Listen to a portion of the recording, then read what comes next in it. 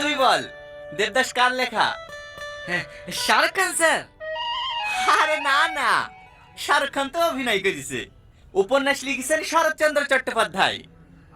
হো, হ্যাঁ আসলে স্যার কাল সিনেমা দেখতে গেছিলাম তো, তাই পড়া হয়নি। কাল তাহলে পদ্মার সঙ্গে সিটি মারছিলি তোরা না?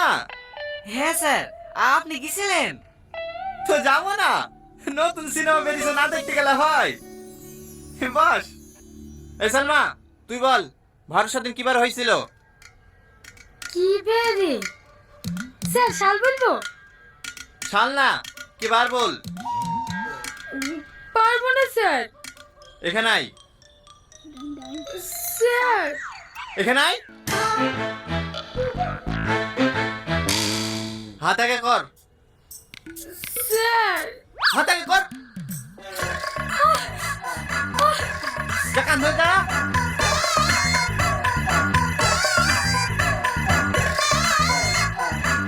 ভারত স্বাধীন কিবার হয়েছিল? মেয়েদের মধ্যে কে পারবি বল? কেউ পারবে নি? সব কটা কথা। কান ধরে দাঁড়া। কি হলো, দাঁড়া। সবাই কান ধরে দাঁড়া। ছেলেদেরকে জিজ্ঞেস করেন না, দেখেন ওরাও পারবে না। না পারবে না? তোদের মতন গাধা নাকি? এই, ভারত স্বাধীন শুক্রবার হয়েছিল না? হ্যাঁ স্যার, শুক্রবার হয়েছিল, আমরা জানি তো। দেখ